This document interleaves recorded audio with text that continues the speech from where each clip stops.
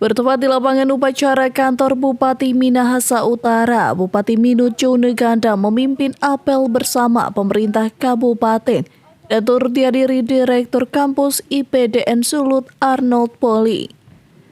Sebanyak 180 peraja yang diterima Bupati Minut yang diharapkan bisa membantu pemerintah Kabupaten Minahasa Utara serta dapat membagikan pengetahuan, ide, dan gagasan kekinian yang cocok dengan perkembangan yang ada. Kita berikan mereka kesempatan untuk bisa berkarya. Kita bisa menggali potensi-potensi muda yang dimiliki oleh praja muda ini.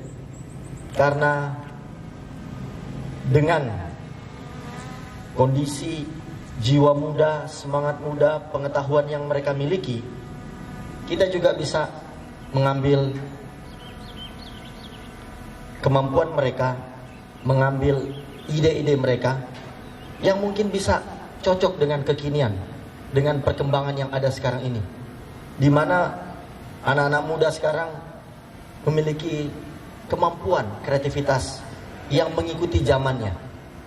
Saya tidak bilang bahwa ini kepala-kepala dinas yang sekarang sudah ketinggalan zaman, tidak ya. Tetapi kita harus mengakui bahwa setiap masa, setiap proses ada hal-hal baru. Bupati juga meminta OPD yang akan menjadi tempat mereka magang selama 3 minggu agar dapat menerima praja muda kampus IPDN Sulawesi Utara, serta bisa memberikan pengetahuan, pengalaman yang ada di pemerintahan Minahasa Utara.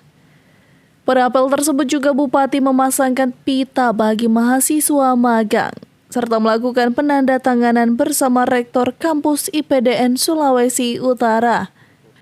Minahasa Utara, Brian Umbu melaporkan untuk Kawanua TV.